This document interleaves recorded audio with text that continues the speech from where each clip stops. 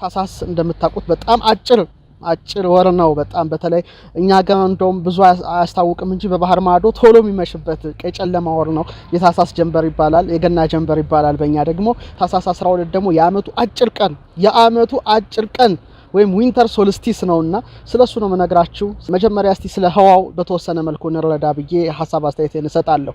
እንግዲህ መሬት ላይ ሆነን ከዋክብት በየአቅጣጫው እየተንቦገቦጉ ያው የሚታዩበት በተለይ ሉል የመሰለ ቅርጽ ያለው ሰማይን ሴሌስቲያል ስፌር ይባላል በሳይንሱ፣ ወይም በእኛ ሰማያዊ ሉል ብለን እንጠራዋለን። እና ፀሐይ፣ ጨረቃ፣ ፕላኔቶች፣ ከዋክብት በዚህ ሉል ላይ ይጓዛሉ ብለን ያው ማሰብ እንችላለን እንደ ሳይንሱም ቢሆን እና መሬታችን ደግሞ በዚህ ሉል ማይከል ላይ የምትገኝ ናት። በመሆኑም ልክ እንደ መሬት ሁሉ ይህ ሉል ዋልታዎች አሉት፣ የራሱ የሆነ ሰሜንና ደቡብ ዋልታዎች ወይም ሴሌስቲያል ኖርዝ ኤንድ ሳውዝ ፖልስ አሉት ስዕሉ ላይ እንደምትመለከቱት። ስለዚህ ሴሌስቲያል ኖርዝ አለ፣ ሳውዝ ፖል አለው፣ ይሄ ሰማያዊ ሉል ተብሎ የሚታወቀው። እንዲሁም ሁለት እኩል ቦታ የሚከፈልበት ደግሞ የራሱ የሆነ ሴሌስቲያል ኢኩዌተር አለው። ሴሌስቲያል ኢኩዌተር ወገብ አለው። በጣም የሚገርም ነው። እና ፀሐይ በአንድ አመት ውስጥ በዚህ በሰማያዊ ሉል ላይ የምትጓዝበት ሰርኩላር ወይም ክበባዊ መንገድ ኤክሊፕቲክ ይባላል፣ የፀሐይ ጎዳና ይባላል። ፀሐይ እንግዲህ በዛ ላይ ነው የምትጓዘው። በጣም ይገርማል። በተለይ ዞዲያኮችን ስታቋርጥ በኤክሊፕቲክ ወይም ፍኖተ ፀሐይ ይባላል፣ በእኛ በሳይንሱ ደግሞ ኤክሊፕቲክ ይባላልና በአመት ውስጥ በዚህ ምክንያት ቀንና ሌሊት እኩል የሚሆንባቸው ጊዜያት ደግሞ ኢኪኖክስ ወይም እኩሌ ይባላሉ። አጭርና ረጅም የሚሆኑባቸው እለታት ደግሞ ሶልስቲስ በመባል ይታወቃሉ። ስለዚህ ክቡራን ተመልካቾቻችን 4 ነገሮች አሉ ማለት ነው። አንደኛ በአመት 2 ቀናት ቀኑ 12 ሌሊቱ 12 የሚሆንበት ኢኪኖክስ አለ።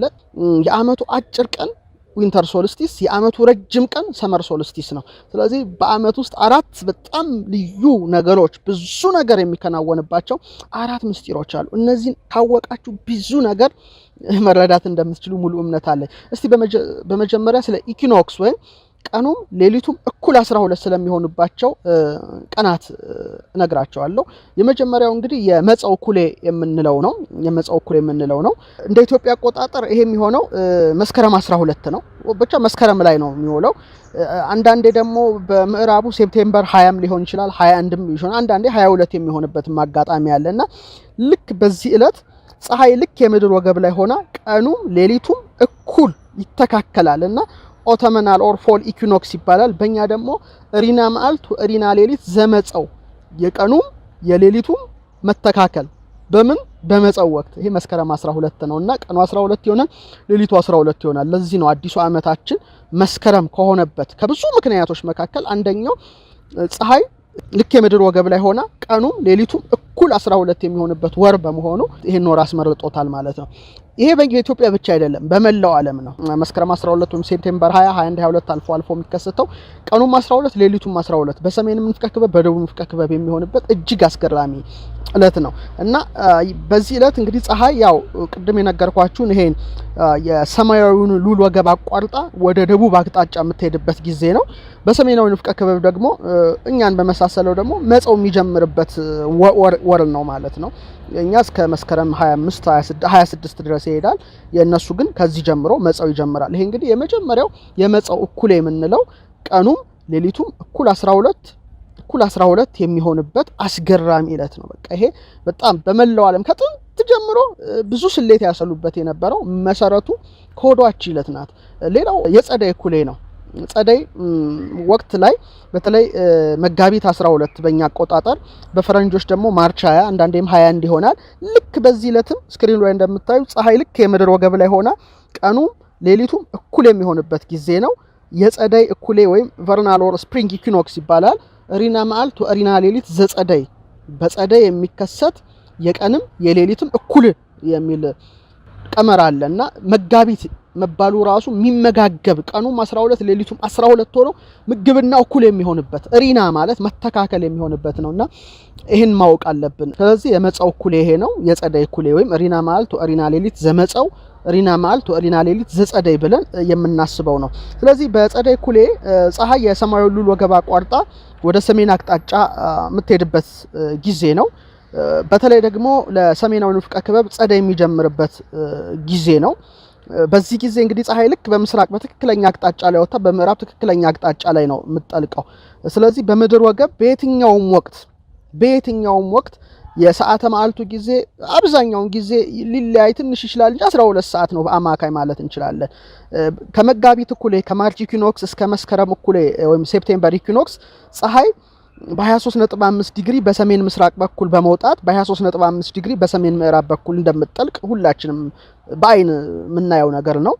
ከመስከረም እኩሌ እስከ መጋቢት እኩሌ ያው ፀሐይ በ23.5 ዲግሪ በደቡብ ምስራቅ ደግሞ በደቡብ ምስራቅ በኩል ተወጣና በ23.5 ዲግሪ በደቡብ ምዕራብ በኩል ትጠልቃለች። በመጋቢትና በመስከረም ግን የመዓልቱም ርዝመት 12 የሌሊቱም ርዝመት 12 ነው። ይሄ መታወቅ አለበት። ማንም ሰው ማወቅ የሚገባው እውነት ነው። ለዚህ ነው የኢትዮጵያ ፊደል ይሄን ቀመር ነው የያዘው። ምክንያቱም ፊደላችን ወደ ታች 26 የግዕዙን ማለት ነው፣ ወደ ጎን 7 26 ሲባዛ 7 182 ነው። ልክ በ182 ቀን ነው አንዴ ነው ፀሐይ ምድር ወገብ ላይ ሆና ቀኑ 12 ሌሊቱ 12 የሚሆንበት ማርች ኢኩኖክስ የመጋቢት እኩሌና የሴፕቴምበር ኢኩኖክስ የመስከረም እኩሌ ወይም የመጸው እኩሌ የጸደይ እኩሌ ብለን የምንናገረው የሚሆንባቸው ምስጢራት በኢትዮጵያ ፊደል ላይ ተካተዋል። ስለዚህ ልክ በ182 ቀን አንዴ ምድር ወገብ ላይ ተወና ቀኑ 12 ሌሊቱም 12 ይሆናል መስከረም ላይ። እንደገና ደግሞ መጋቢት ላይ ቀኑ 12 በ182 ቀኑ 12 ሌሊቱ 12 ይሆናል የጸደይ እኩል ይሆናል። ስለዚህ ፊደላችን ብዛቱ ራሱ 182 ነው። 182 ነው። እንግዲህ የብርሃን ቀመር ነው የኢትዮጵያ ፊደል የሚባለው ይሄ ነው። ምክንያቱም ሰው 12 ሰዓት የቀን ዕለቱን ስራ ይሰራ 12ቱን ሰዓት ደግሞ የሌሊት የጨለማ ነው። ስለዚህ የጨለማው ቀርቶ የብርሃኑን ቀመር ፊደሉን ስታባዙት 182 ይሰጣቸዋል። ይሄ እንግዲህ ምን ያህል አባቶቻችን ጥልቅ ተመራማሪ እንደሆኑ በጣም ያስደንቀኛል እና ክብር ለአባቶቻችን ለቀደምት እናቶቻችን። በመሰረታዊ ነገሩ ፊደል በጣም ረቂቅ ምስጢር አለው። እንደምታውቁት ወደ ጎን 7 ነው እና 7ቱን ብሩሃን ደማቅ አካላት ይወክላል። እነዚህም ሁለቱ ፀሐይና ጨረቃ ወይም ሸምሽና ቀመር ይባላሉ። ሌሎቹ ግን ፕላኔቶች ናቸው። ሜርኩሪ፣ ቬኑስ፣ ማርስ፣ ጁፒተር፣ ሳተርንን ይወክላሉ። ለምሳሌ ሀ ፀሐይን ይወክላል፣ ሸምሻን ይወክላል። ሁ ደግሞ ጨረቃን ይወክላል። ሂ ደግሞ ማርስን ይወክላል። ሀራብ የምንለው ደግሞ ሜርኩሪን ይወክላል። ሄሃምስ ጁፒተርን ይወክላል። ህሳድስ ዙሁራን ወይም ቬኑስን ይወክላል። ሆሳብ የመጨረሻው ሳተርንን ይወክላል። ስለዚህ እነዚህ ሰማያዊ አካላትን የሚወክል ምስጢር ነው ያደረጉት። በጣም ይገርማል። እና ለምሳሌ ሀ ለምን ፀሐይን ወከለ ብለን ስንመረምር ፀሐይ ተፈጠረችው በዕለተ ረቡዕ ነው። ግን ሀላ ያደረጉበት ትልቁ ምክንያታቸው በዕለተ እሑድ ብርሃን ይሁን አለ፣ ብርሃንም ሆነ ይላልና ከዛ ብርሃን ፀሐይ ስለተፈጠረች ነው በዕለተ ረቡዕ ከዛ ብርሃን ተወስዶ የሁ ወይም የሁለተኛው ዕለት የሰኞ ምግብን ነው የሚባለው ጨረቃ ናት። ለምንድነው ሁ ፊደል ሁ የተሰጣት ለጨረቃ ወይም ሰኞ የሚለው ዕለት የተሰጣት ሲባል ሰኞ እንደሚታወቀው ውሃ የተከፈለበት ጊዜ ነው። ጨረቃ ደግሞ ከፍተኛ ውሃን የመሳብ አቅም አላት። በጣም ይደንቃል። በመቀጠል የተሰጠው ዕለት ለማርስ ነው፣ ማክሰኞ ወይም ሃሁ ሂሳልስ ማለት ነው። ምግብናው ለመሪህ ነው ይላል አቡሻህር ስንማር። ምክንያቱም በዕለተ ሰሉስ ማክሰኞ ውሃ ተለይቶ ጸብር ትባል ነበር። መሬት ጭቃ ነበረች። ከዛ በኋላ መሬት ሆነች በ12ቱ ነፋሳት ስትመታ። ከዛ ደርቃ ስትፍታታ ምድር ተባለች፣ ማደሪያ ማለት ነውና በተመሳሳይ መልኩ መሪህ የምንለው ወይም ቀዩ ፕላኔት ማርስም መልኩ ሲታይ ወይም መልክዓ ማርስን ስንመለከት ልክ እንደዛ ነው። በጣም ይገርማል። ሮቨሮች ሄደው ያነሱትን ፎቶ ብትመለከቱ በጣም እንደውም ስክሪኑ ላይ መመልከት ትችላላችሁና የሆነ የመሬት አካል ነው የሚመስለው ራሱ በቃ የደረቀ መሬት ነው የሚመስለው። በጣም ይገርማልና ስለዚህ ሂል ለማርስ ሰጥተዋል። ሀራብን ደግሞ ለሜርኩሪ ሰጥተዋል። እንግዲህ ሜርኩሪ በጣም ብዙ ነገር አላት። ከፀሐይ ቀድማ ነው ወጣ የምትገባው እና መልእክት አብሳሪ ናት ይባላል። በዚህ ላይ ደግሞ መልእክተኞች ሆኑ በዕለተ ረቡዕ ፀሐይ፣ ጨረቃ፣ ከዋክብት ተፈጥረዋልና ምግብናው ለዛ ተሰጥቷል። ይሄ ሐሙስ ወይም ሐሙስ የሚለው ዕለት መሽተሪ ነው ምግብናው ከሰባቱ ከዋክብት መካከል ወይም ብሩሃን አካላት ልበላቸው። ለምንድን ነው ይሄ የተባለበት ትልቁ ምክንያት በሐሙስ በጣም ስፍር ቁጥር የሌላቸው የባህር ፍጥረታት የተፈጠሩበት በመሆኑ ጁፒተርም ግዝፈቱና ትልቀቱ በጣም ስለሆነ ለጁፒተር ተሰጥቷል። ቀጥሎ ህሳድስ ወይም አርብ ማለት እንችላለን ለዝሁራ ተሰጥቷል። ምክንያቱም በዕለተ አርብ አዳምና ሔዋን በብርሃን ደምቀው ነው የተፈጠሩትና አርብ ነው የተፈጠሩትና ካሉትም ፕላኔቶች ደግሞ በጣም ደምቃ የምትታየን ለአይናችን ዝሁራ ናት፣ ቬኑስ ናት። የአጥቢያ ኮከብ ቬኑስ የጠፈር እንክብሏ ናትና ይገርማል። በመጨረሻም ሆሳብ ለሳተርን ተሰጥቷል። ሆሳብ ወይም ቀዳሚት። ምክንያቱም ዙሃል አልዙሃል ይላል በአረብኛ፣ በእኛ ዙሃል ይባላል፣ ሳተርን ይባላል። ማረፍ ማለት ነው በቃ ቀጥታ ፍቺውና ቀዳሚት ረፍት ስለተደረገባት ነው። በአጠቃላይ ግን ፊደሎቻችን እጅግ የተራቀቀ ሳይንስ ያለባቸው ናቸው ነው። አሁን የአመቱ ረጅም ቀንን መጀመሪያ አንስተን ወደ ገና ጀንበር እንሄዳለን። የአመቱ ረጅም ቀን የሚባለው ሰኔ 14 ነው። ሰኔ 14 የአመቱ ረጅም ቀን ወይም ሰመር ሶልስቲስ ይባላል። ለምንድን ነው ረጅም ቀን የሆነው የሚለውን ነገር ማየት ያስፈልጋል የሚል እምነት አለኝ። በእኛ እንግዲህ ሰኔ 14 በምዕራቡ ደግሞ ጁን 21 ወይም ጁን 21 ወይም 22 ነው። ፀሐይ እንግዲህ በሰማያዊ ሉል ላይ ወደ ሰሜን አቅጣጫ መጓዟን የምታቆምበት እለት ነው። እንግዲህ ሰመር ሶልስቲስ ይባላል። ይህ እለት እንግዲህ በሰሜናዊ ንፍቀ ክበብ በጋ ይጀምራል። በእኛ ግን ኦልሬዲ ክረምት መጠጊያው ላይ አካባቢ ነው። እንግዲህ በዚህ ወቅት በሰመር ሶልስቲስ ወቅት ፀሐይ ከአርክቲክ ወሰን በስተሰሜን ያለውን ክልል ላይ 24 ሰዓት ሙሉ አትጠልቅም። በጣም ይገርማል። እዛ አካባቢ ብትሄዱ 24 ሰዓት ሙሉ አትጠልቅም። በጣም የሚያስገርም ነው። ከአንታርክቲክ መስመር ጀምሮ ደግሞ በስተደቡብ አቅጣጫ ብትሄዱ 24 ሰዓት ሙሉ ጨለማ ነው። ይህ ወቅት እንግዲህ ሰሜን ንፍቀ ክበብ ላይ ቀኑ ይረዝማል። የመሬት ሰሜን ንፍቀ ክበብ ደግሞ ወደ ፀሐይ ያጋደለበት እንዲሁ ፀሐይ ከሰሜን ምስራቅ ወጥታ በሰሜን ምዕራብ የምትጠልቅበት ወቅት ነው። ስለዚህ ሰኔ 14 ረጅሙ ቀን ተብሎ ይታወቃልና የሰኔ ጀንበር ከተባለ በጣም ረጅም ነው ማለት ነው። ሰኔ 14 ደግሞ በተለየ መልኩ ረዘም ይላል። አሁን ወደ ገና ጀንበር እንምጣ ክቡራን ተመልካቾቻችን። ታኅሳስ 12 ላይ እንገኛለን። ታኅሳስ 12 የአመቱ አጭር ቀን ይገርም ማለት ነው። ታኅሳስ 12 የአመቱ አጭር ቀን እስቲ እንዴት እንደሆነ እንመልከት።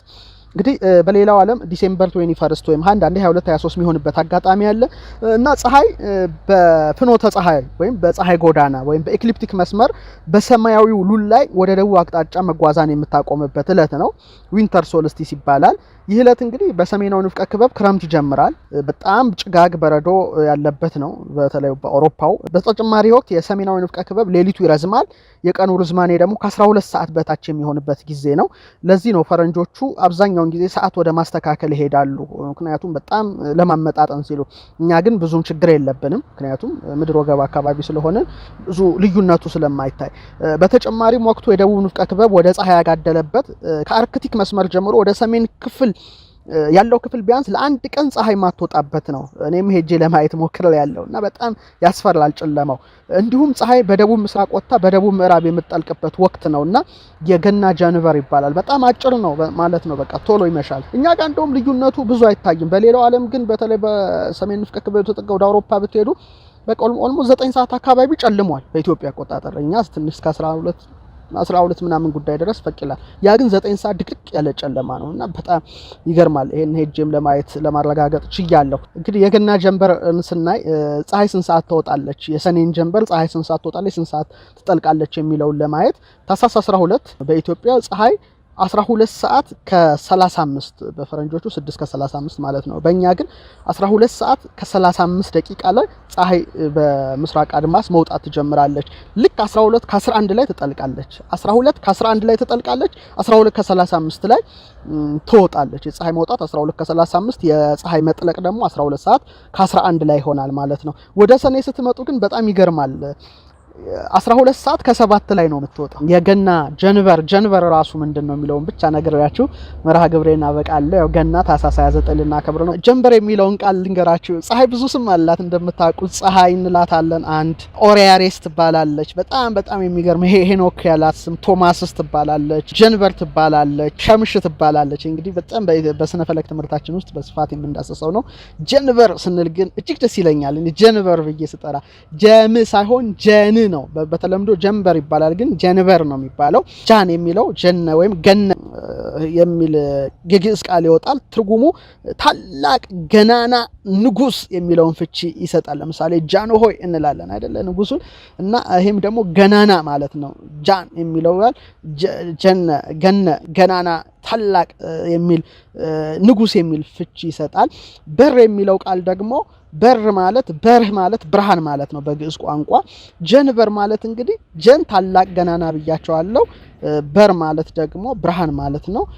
ታላቅ ገናና ብርሃን ወይም ፀሐይ ማለት ነውና ታላቅ ብርሃን፣ ገናና ብርሃን፣ ያላት በመሆኗ እንግዲህ ጀንበር ትባላለች። እና ጀንበር ስንል በጣም እጅግ የሚገርም ድሮ ጀንበር የሚባሉ ብዙ ስሞች ነበሩ። አሁን ግን አብዛኛውን ጊዜ እንደዚህ አይነት ስሞችን አናገኝም እንጂ እጅግ የሚገርምና ገናና ታላቅ ብርሃን የሚል ፍቺ ይሰጣል።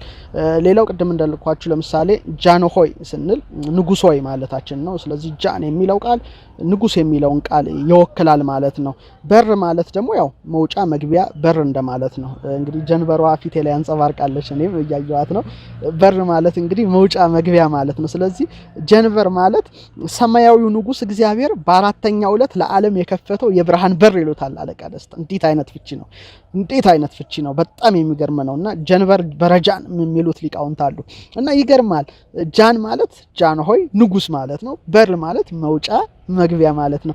ስለዚህ የዓለም ንጉስ የፍጥረታት ንጉስ እግዚአብሔር በአራተኛው ዕለት ወይም በዕለተ ረቡዕ ለዓለም የከፈተው በር የብርሃን በር ናትና ይገርማል። ጀንበር የሚል ፍቺ ሰጥተዋታል። በጣም በጣም ይደንቃል። ሶስተኛው ሊቁ ሲፈቱት ጃን በር ይሉታል። ጃን በር ጃን ማለት ወይም ጋን ሁላችሁ ታውቃላችሁ። እንስራ አለ፣ ከእንስራ ደግሞ ከፍ የሚል ጋን አለ። ትልቅ ከሸክላ እቃዎች ነው፣ ይበልጣል፣ ግዙፍ ነው፣ ገናና ነው። እንስራ አብዛኛውን ጊዜ ለውሃ፣ ጋን ደግሞ ለጠላ መጥመቂያ ምናምን እናገለግልበት ከሸክላዎች በጣም ትልቁና ግዙፉ ያው እንደምታውቁት ጋን ነው፣ ከሸክላ እቃዎች ይበልጣል። በር ማለት ያው እንደምታውቁት በር ማለት ብርሃን ማለት ነው። ስለዚህ የብርሃን ጋን በጣም ይገርማል። የብርሃን ጋን ማለት ነው።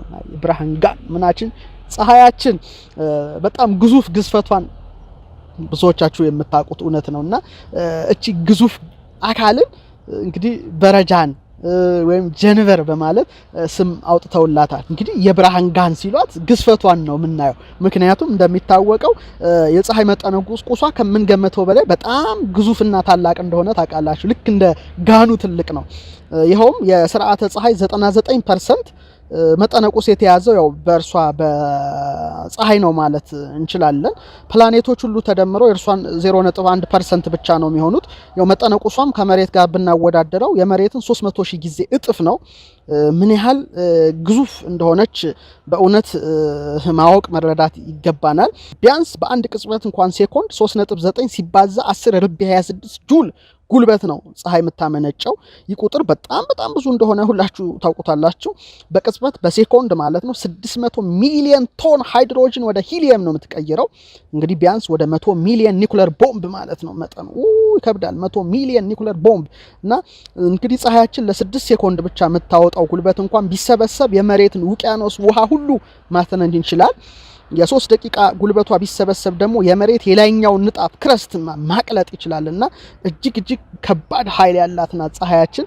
ስለዚህ የብርሃን ጋን ሲሏት እንግዲህ ጀንበር ብለው ሰይመዋታል ኢትዮጵያውያን። እንግዲህ የገና ጀንበር አጭር ነው፣ አሁን እየጠለቀ እንገኛለን።